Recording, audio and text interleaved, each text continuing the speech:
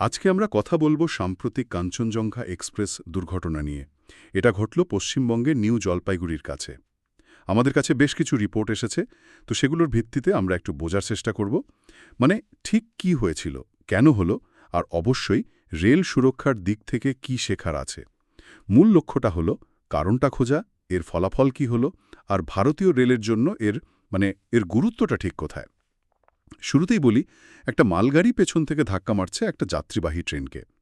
এটা ভাবলেই কেমন যেন লাগে, তাই না? হ্যাঁ, বেশ অবাক করার মতো ঘটনা। আর হ্যাঁ, দুর্ঘটনার পর স্থানীয় মানুষজন যেভাবে এগিয়ে এলেন সেটাও কিন্তু একটা খুব গুরুত্বপূর্ণ দিক। ঘটনাটা ঘটল এই তো ২০২৪ সালের ১৭ই জুন, সোমবার ছিল। নিউ জলপাইগুড়ির একটু আগে রাঙাপানি স্টেশনের কাছে। শিয়ালদহ থেকে আগরতলা যাচ্ছিল কাঞ্চনজঙ্ঘা এক্সপ্রেস। সম্ভবত দাঁড়িয়েছিল বা গতি কম ছিল। তখনই পেছন থেকে মালগাড়িটা এসে ধাক্কা মারে। হ্যাঁ, মানে প্রাথমিক তদন্তে যা উঠে আসছে তাতে মনে হচ্ছে মালগাড়িটার চালক তিনি হয়তো স্বয়ংক্রিয় সিগন্যালটা দেখেননি বা দেখেও উপেক্ষা করেছেন। চালকের ভুল হওয়ার সম্ভাবনাই বেশি মনে হচ্ছে এখন পর্যন্ত। কিন্তু এর থেকেও বড় ব্যাপার হলো দেখুন, ওই রুটে কিন্তু রেলের নিজস্ব যে সুরক্ষা কবচ কবচ সিস্টেম, হ্যাঁ হ্যাঁ, অ্যান্টি কলিশন সিস্টেম। একদম, ওটা কিন্তু বসানো ছিল না। যদি ওটা থাকতো তাহলে হয়তো এই সংঘর্ষটা এড়ানোই যেত। সাংঘাতিক ব্যাপার। আর এর ফলে যা হলো, মালগাড়ির চালক তো মারা গেলেনই, হ্যাঁ, উনি এবং সহকারী চালক দুজনেই। আর যাত্রী ও রেলকর্মী মিলিয়ে মোট ১০ জনের বেশি মৃত্যু। আহতের সংখ্যাও তো ৪০ ছাড়িয়ে গেছে। হ্যাঁ, ৪০ জনের বেশি আহত। এক্সপ্রেস ট্রেনটার একেবারে পেছনের ৩টে কামরা তো লাইন থেকে ছিটকে বেরিয়ে গেছিল। একটা তো মালগাড়ির ইঞ্জিনের ওপর উঠে যায় প্রায়। কি ভয়ঙ্কর দৃশ্য! আচ্ছা, দুর্ঘটনার পর তো সঙ্গে সঙ্গে স্থানীয় লোকেরা ছুটে আসেন, তাই না? একদম। ওটাই প্রথম সাড়া। ওরা নিজেদের মতো করে উদ্ধার কাজ শুরু করে দেন।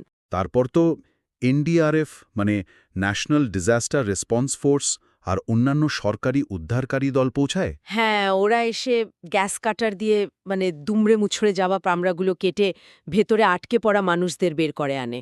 শুনেছিলাম গুরুতর আহতদের হেলিকপ্টারে করে হাসপাতালে নিয়ে যাওয়া হয়। হ্যাঁ, সেই ব্যবস্থাও করা হয়েছিল।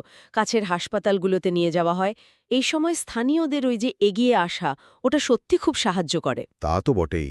আচ্ছা, এই পুরো ঘটনা থেকে রেল সুরক্ষার বিষয়ে কি কি জরুরি বিষয় উঠে আসছে বলে মনে হয়? দেখুন, বেশ কয়েকটা খুব গুরুত্বপূর্ণ দিক কিন্তু আবার সামনে চলে এলো। প্রথমত ওই যে বললাম, কবচ সিস্টেমের অভাব। হ্যাঁ, ওটা তো খুবই চিন্তার। ভারতে ১,০০,০০০ কিলোমিটারের বেশি রেল লাইন, অথচ কবচ আছে মাত্র ১,০০০ কিলোমিটারে। এটা সত্যি ভাবার মতো। এই অ্যান্টি কলিজন প্রযুক্তির বিস্তার যে কত তাড়াতাড়ি দরকার, এই ঘটনাটা সেটা আবার চোখে আঙুল দিয়ে দেখিয়ে দিল। তার মানে যেখানে এই প্রযুক্তি নেই, সেখানে পুরোটাই নির্ভর করছে মানুষের ওপর, চালকের সতর্কতার ওপর। ঠিক তাই, একেবারে। দ্বিতীয় জরুরি বিষয় এটাই, মানবিক সতর্কতা। যেখানে কবচ সিস্টেম নেই সেখানে লোকো পাইলট চালকদের ওপর দায়িত্বটা অনেক বেশি। সিগন্যাল ঠিকমতো দেখা, নিয়ম মেনে গতি নিয়ন্ত্রণ করা, থামতে হলে থামা, এইসব। যেহেতু প্রাথমিক তদন্তে মনে হচ্ছে মালগাড়ির চালক সিগন্যাল মানেননি, তাই এই মানবিক দিকটার গুরুত্ব আরও বেড়ে যাচ্ছে। এখানে চালকদের প্রশিক্ষণ, তাদের কাজের চাপ, এই বিষয়গুলো কিন্তু এসে পড়ে। ঠিক। আরেকটা বিষয় নিয়েও বেশ কথা হচ্ছে, সেটা হলো ট্রেনের কামরার সুরক্ষা।